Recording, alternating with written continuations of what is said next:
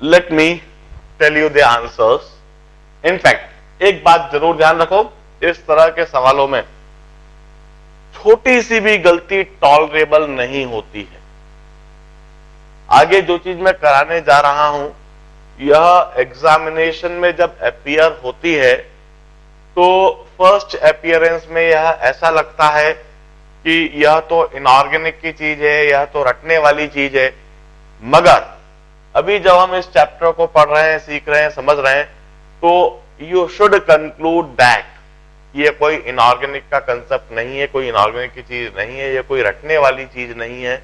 In fact यह तो बड़े ध्यान से हम खुद सोचें, इलेक्ट्रोकेमिकल सीरीज को अच्छी तरह समझ लें तो बड़ी अच्छी तरह से सोच समझकर बता सकते हैं। एक ऑब्जेक्टिव हर साल हमेशा इसी तरह से पूछा जाता है, क्वालिटेटिव एनालिसिस पर। इस पर खास बात, मैं कोई असाइनमेंट आपको नहीं देने वाला हूं।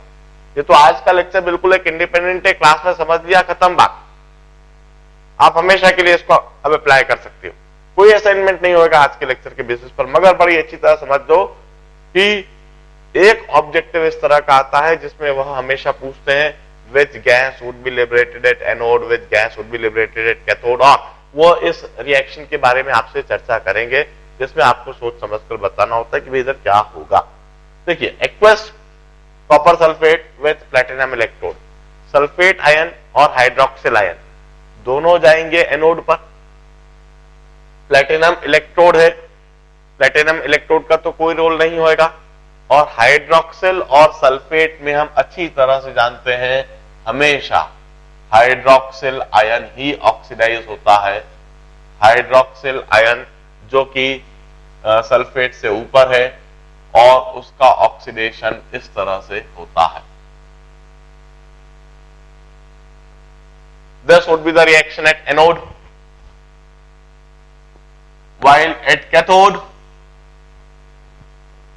कॉपर आयन और H पॉजिटिव आयन दोनों एनोड पर जाएंगे। एक्वस सॉल्यूशन से H पॉजिटिव आयन आएगा और कॉपर सल्फेट से कॉपर आयन आएगा, यह दोनों कैथोड पर जाएंगे। और कैथोड पर जरा देखिए, कॉपर आयन और H positive ion, copper ion नीचे है, कॉपर आयन का रिडक्शन होएगा, कॉपर आयन का इस तरह से रिडक्शन होएगा कैथोड पर।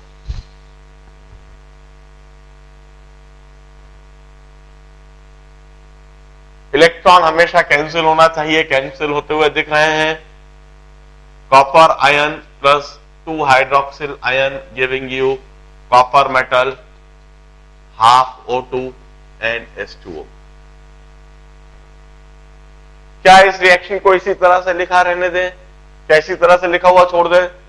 इस तरह से लिखा रहने देंगे, इसी तरह से छोड़ देंगे? आंसर अधूरा है, अधूरा आंसर गलत के बराबर ही है। इस तरह से लिखा हुआ नहीं छोड़ सकते। कॉपर आयन हाइड्रोक्सिल आयन, क्या इसको कॉपर हाइड्रोक्साइड लिख दें, CuOH होल ट्वाइस? कभी नहीं। क्या वहां पर कॉपर हाइड्रोक्साइड का इलेक्ट्रोलिसिस करा जा रहा है? नहीं, वहां पर इलेक्ट्रोलिसिस एक्वस कॉपर सल्फेट का करा जा रहा है। इसका मतलब रिएक्टेंट साइड वहां वाटर दिखना चाहिए, कॉपर सल्फेट दिखना चाहिए। हम दोनों तरफ सल्फेट आयन ऐड कर देते हैं। ये वही सल्फेट आयन है जो हाइड्रोक्सिल आयन के साथ गया तो था, मगर जो ऑक्सीडाइज नहीं हो सका, हाइड्रोक्सिल आयन ऑक्सीडाइज हो गए।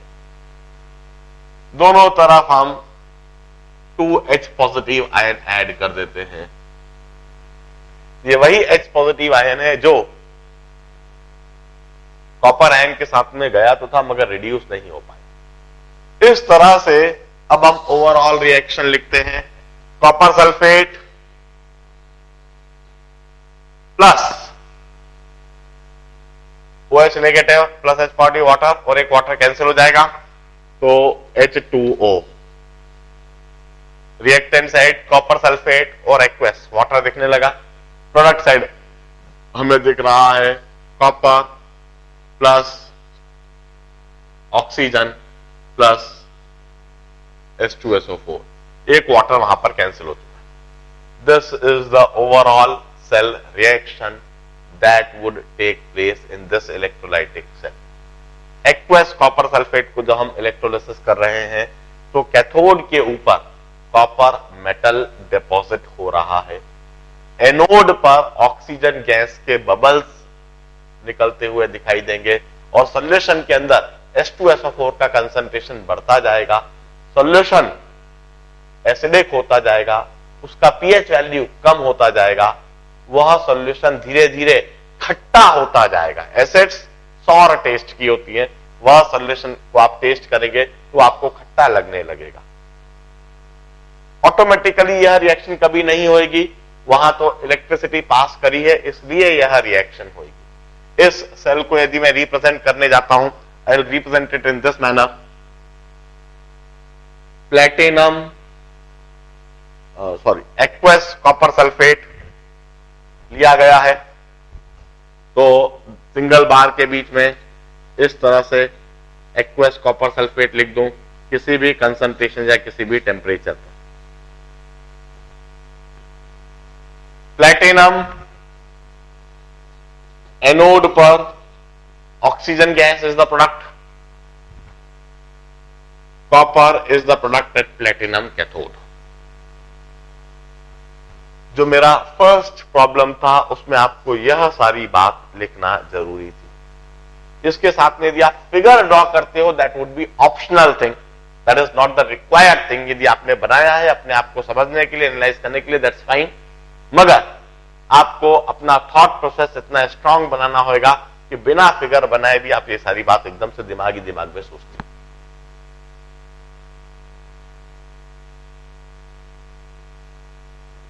सेकेंड सेल का मैं एनालिसिस करता हूं, aqueous copper chloride with platinum electrode. Aqueous copper chloride with platinum electrode हमेशा सबसे पहले एनोड की रिएक्शन सोची जानी चाहिए। ये एनोड की रिएक्शन में पहले सोचने की क्यों बोल रहा हूं अभी मैं समझाऊंगा आपको। इनफैक्ट जो मैंने अभी 4 एग्जाम्पल डिस्कस कराए उसमें चौथा एग्जाम्पल आप ध्यान से देखो।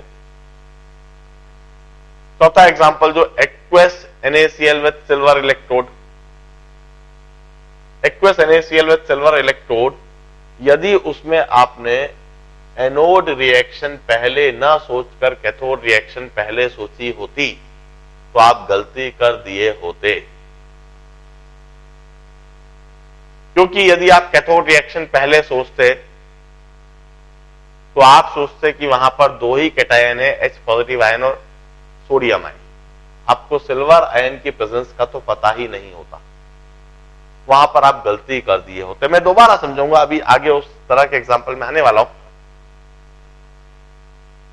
Aqueous copper chloride with platinum electrode, anode reaction पहले लिख रहे हैं, एनायन सोच रहे हैं पहले कौन कौन से हैं, क्लोराइड आयन और हाइड्रोक्सिल आयन। दोनों एनायन एनोड पर जाएंगे और हाइड्रोक्सिल और क्लोराइड की कंपटीशन में हमेशा क्लोराइड ही जीतता है। हाइड्रोक्सिल और क्लोराइड की कंपटीशन में हमेशा क्लोराइड जीतता है। क्लोराइड ऑक्सीडाइज हो जाएगा एनोड पर, और कैथोड पर, copper ion H positive ion, copper ion H positive ion, aqueous H positive ion और CuCl2 से कॉपर आयन, दोनों कैथोड पर जाएंगे। कैथोड पर उसको रिड्यूस होना है जो नीचे, कॉपर आयन नीचे है, कॉपर आयन रिड्यूस होगा।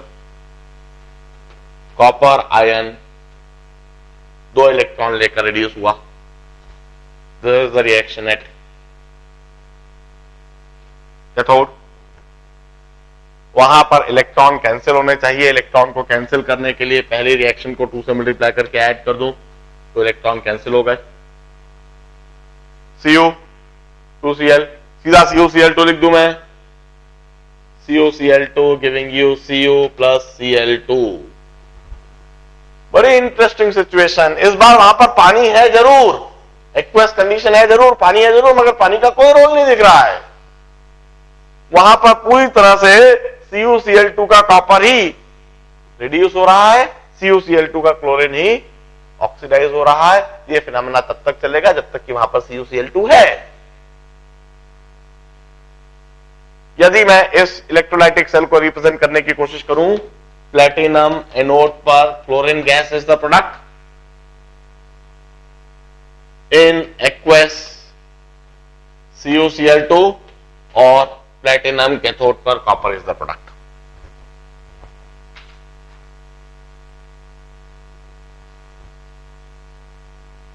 मैं एक्वस ZnCl2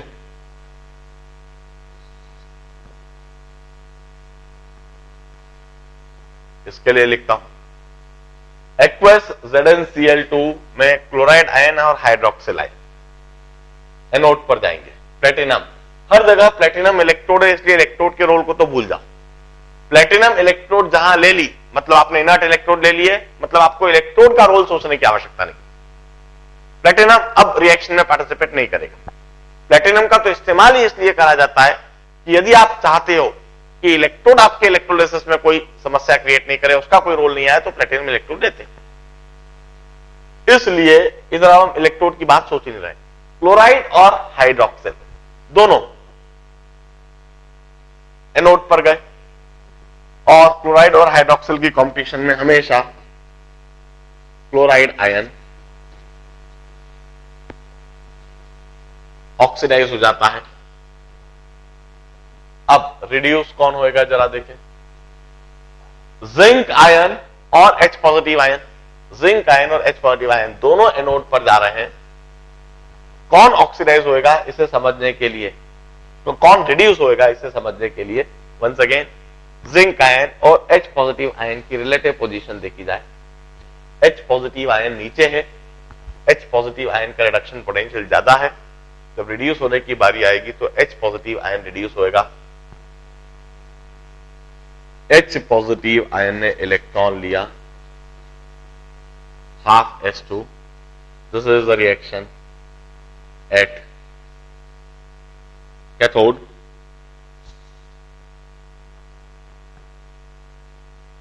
एनोड और कैथोड की रिएक्शन लिख लेने के बाद दोनों को ऐड कर दें, H positive plus Cl negative giving you half H2 plus half Cl2।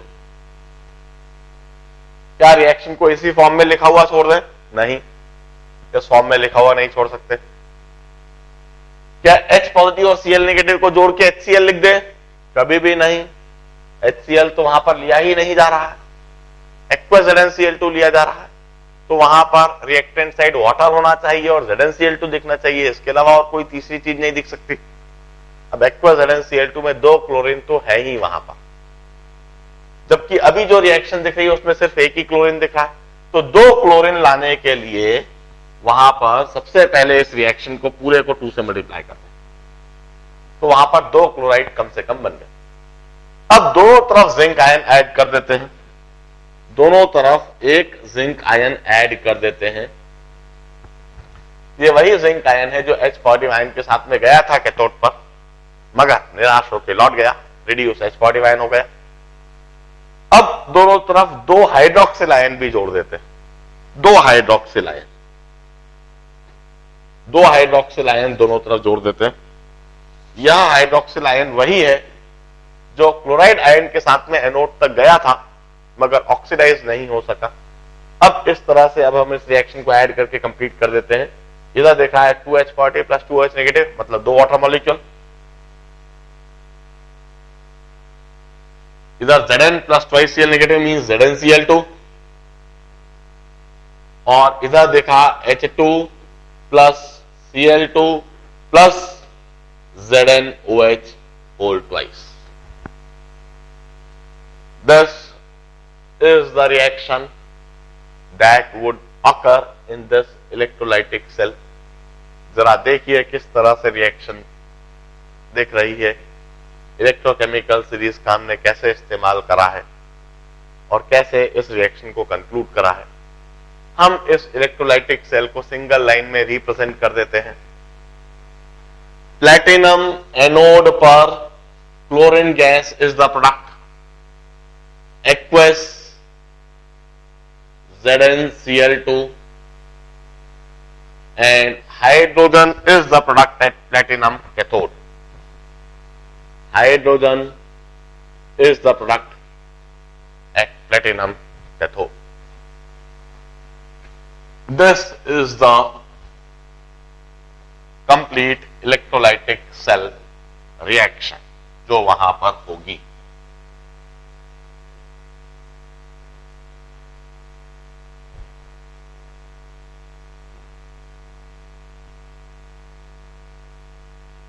आप चाहें तो फिगर बना सकते हैं, but that would be for your own analysis. अब fourth condition, aqueous ZnSO4 with platinum electrode. Sulphate ion और OH नेगेटिव आयन दोनों anode की तरफ जा रहे हैं.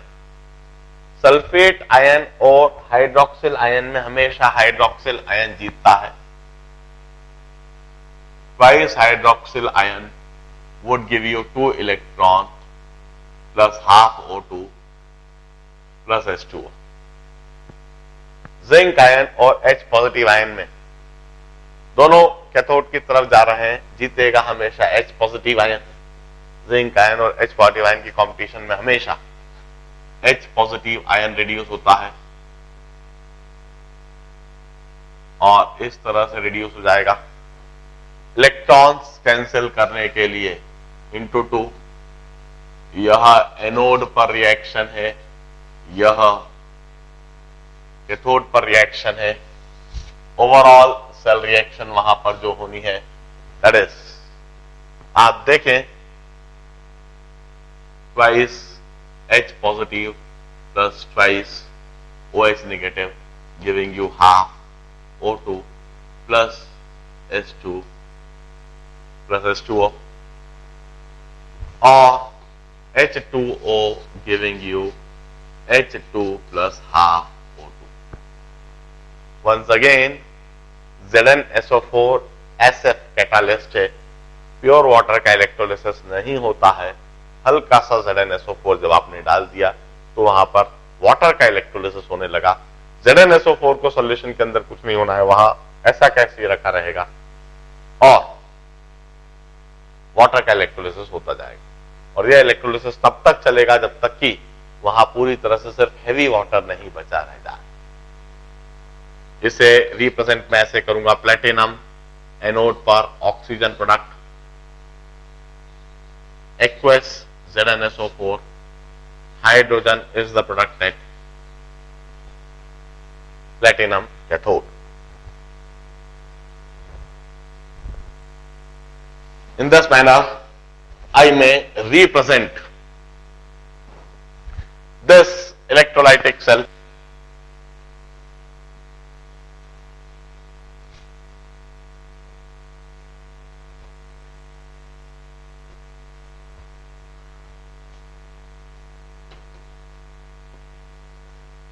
बड़े ध्यान से देखें और अगले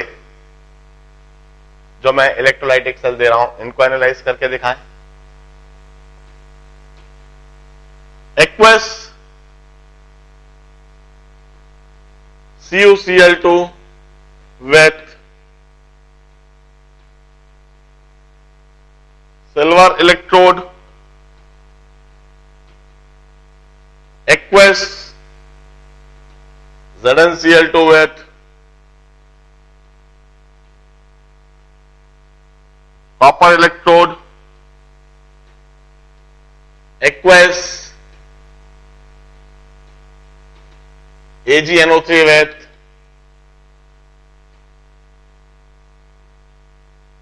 silver electrodes.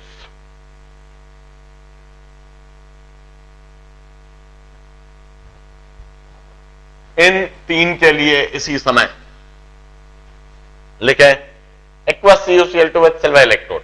पहले हमने एक्वस CuCl2 का विद प्लेटिनम इलेक्ट्रोड कर रखा है, silver electrode. Aqueous ZnCl2 with copper electrode already हमने प्लेटिनम इलेक्ट्रोड के साथ कर रखा है. यदि कॉपर इलेक्ट्रोड हो जाए तो क्या होगा, डिफरेंस को भी देखिएगा. Aqueous AgNO3 with silver electrode. इसी समय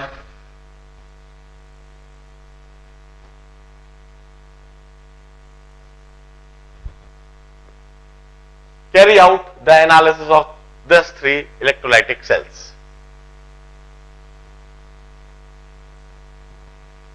Now it's a simple analysis. इसमें सिर्फ हमने यह बताने की कोशिश करी है कि इलेक्ट्रोड्स का इफेक्ट कितना डोमिनेट कर जाता है। प्लेटिनम इलेक्ट्रोड जब पहले थी तब इलेक्ट्रोड का कोई इफेक्ट नहीं था, मगर जब हम इस तरह से रिएक्टिव मेटल्स की इलेक्ट्रोड्स ले लेते हैं, यदि हमने एक्वस CuCl2 में सिल्वर की इलेक्ट्रोड ले ली तो भले ही क्लोराइड आयन और हाइड्रोक्सिल आयन एनोड पर जाएंगे, मगर एनोड पर बैठा हुआ सिल्वर मेटल एटम उन्हें ऑक्सीडाइज नहीं होने देगा, वह स्वयं ऑक्सीडाइज होगा और एनोड पर सिल्वर इस तरह से ऑक्सीडाइज हो जाएगा। और एक बार एनोड पर यदि सिल्वर ऑक्सीडाइज हो गया, अब जरा देखिए कैथोड पर H पॉजिटिव और Cu पॉजिटिव दोनों जा रहे हैं, मगर Ag पॉजिटिव भी तो जा रहा है। अब जरा सोचिए इधर क्या गलती हो सकती है।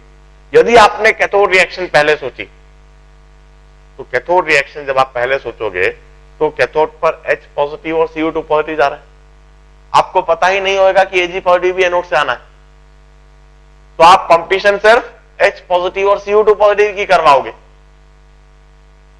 और गलत कंक्लूजन ड्रॉ करके H पॉजिटिव को रिड्यूस करवा दोगे, क्योंकि आपने कैथोड रिएक्शन पहले सोचना चालू कर दी और आपको Ag पॉजिटिव की प्रेजेंस का वहां पता ही नहीं है।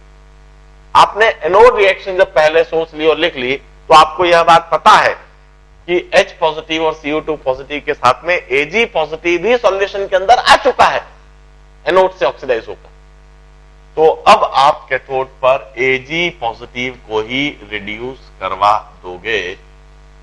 कैथोड पर आप यह रिएक्शन लिखोगे और ultimately Ag at anode would give you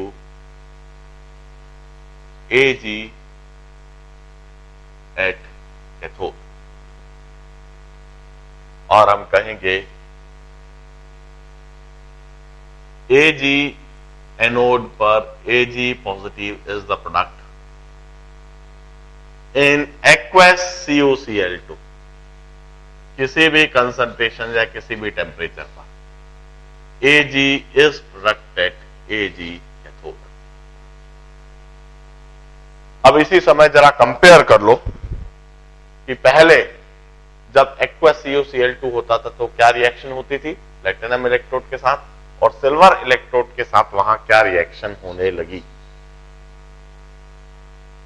इसी तरह से aqueous CuCl2 with copper electrode, aqueous ZnCl2 with copper electrode, इस केस में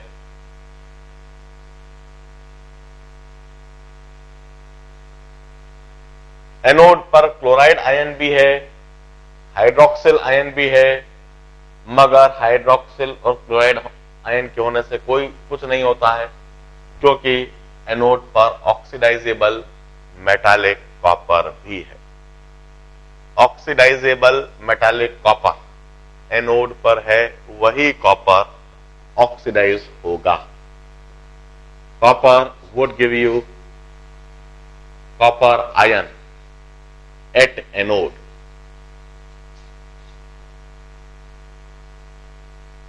और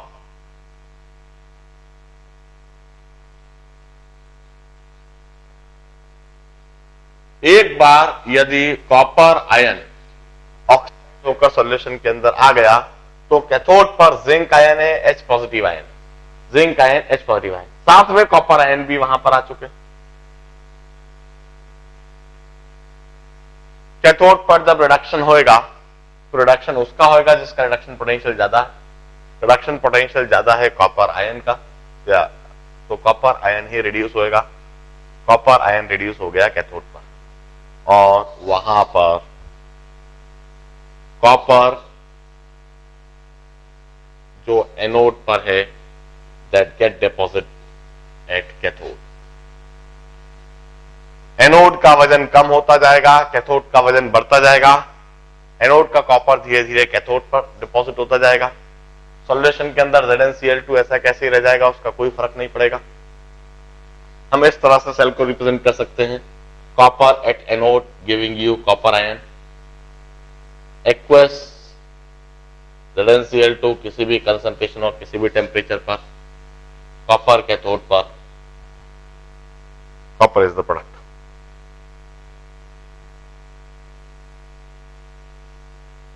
This reaction would take place in the electrolytic cell.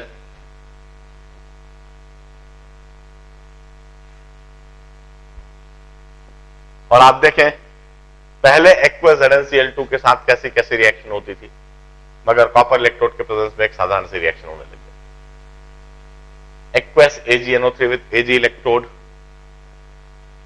Anode के Ag को ही ऑक्सीडाइज होना है, एनोड पर Ag को ही ऑक्सीडाइज होना है, और कैथोड पर Ag पॉजिटिव, H पॉजिटिव और Ag पॉजिटिव ऑक्सीडाइज होकर भी आया है, Ag पॉजिटिव ही कैथोड पर रिड्यूस भी हो जाएगा,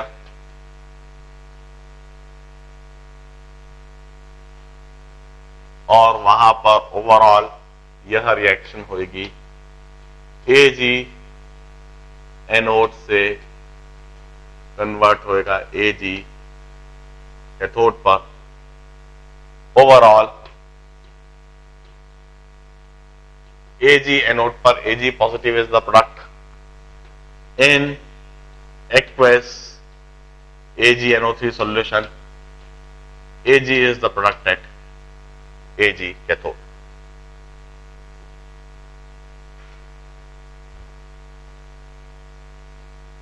This would be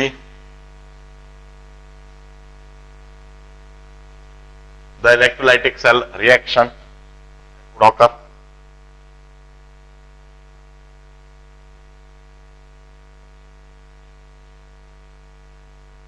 अगला एनालिसिस इस समय करते हैं,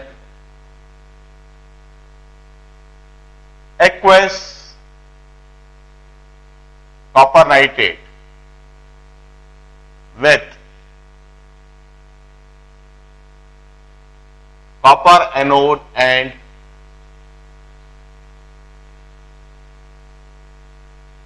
silver cathode. Then aqueous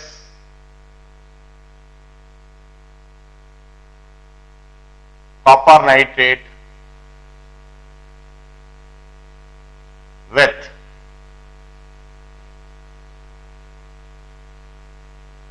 silver anode and copper cathode.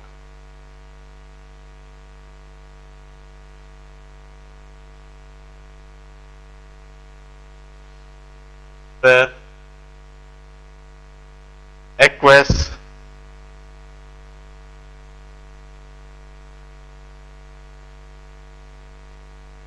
AgNO3 with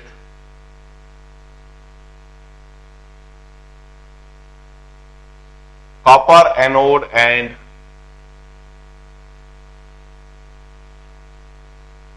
silver cathode, and then aqueous AgNO3 with silver anode and copper cathode.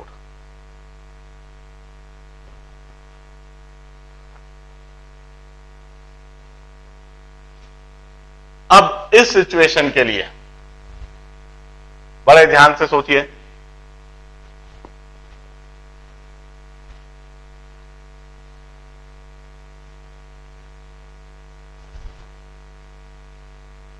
इस बार अभी तक मैं एनोड कैथोड पर सेम मेटल रखता था, अब मैं एनोड कैथोड पर अलग अलग मेटल रख के एनालाइज करवाता हूं।